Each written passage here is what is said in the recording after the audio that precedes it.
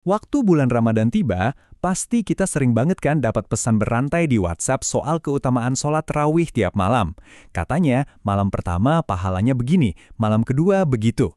Tapi pernah nggak sih kita berhenti sejenak dan bertanya, daftar ini sebenarnya datang dari mana ya?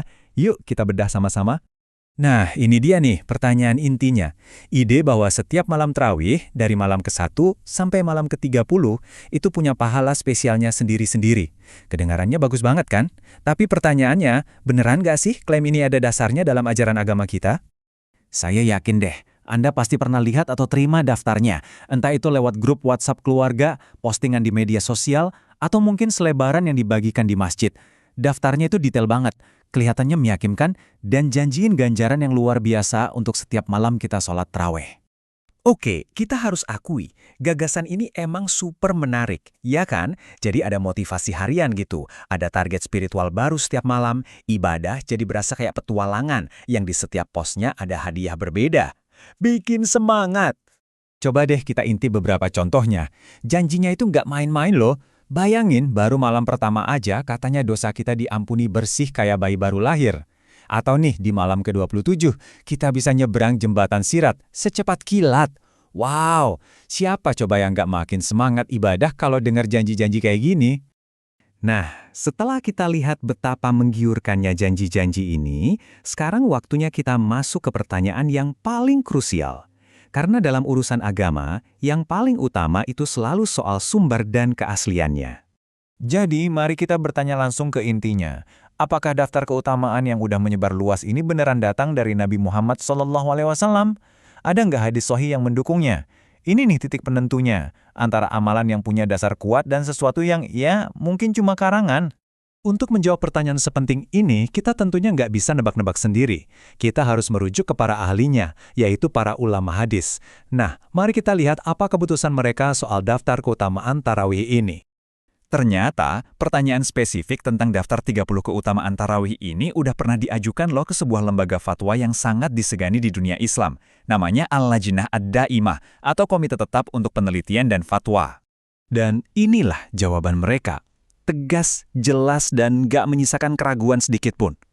Komite ini menyatakan bahwa hadis tersebut adalah sebuah kebohongan atas nama Rasulullah SAW. Wah, ini pernyataan yang sangat-sangat serius.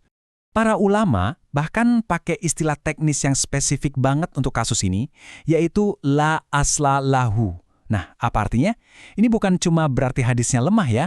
La asla lahu itu artinya hadis itu sama sekali nggak punya dasar, nggak ada asal-usulnya. Dengan kata lain, ini adalah sebuah karangan alias hadis palsu. Jadi biar lebih jelas lagi, kita rangkum ya. Otoritasnya siapa? Lembaga Fatwa Al-Lajnah Ad-Daimah. Keputusannya apa? Hadis ini dibuat-buat, alias la asla lahu. Sumbernya di mana? Fatwa resmi nomor 8050 yang bahkan ditandatangani oleh ulama sekaliber Syekh Abdul Aziz bin Baz. Jadi ini bukan sekedar opini pribadi, tapi keputusan resmi dari lembaga ulama. Oke, mungkin ada yang bertanya, loh, kan tujuannya baik, buat memotivasi orang ibadah, apa salahnya sih? Nah, disinilah kita harus paham kenapa masalah ini jadi serius banget.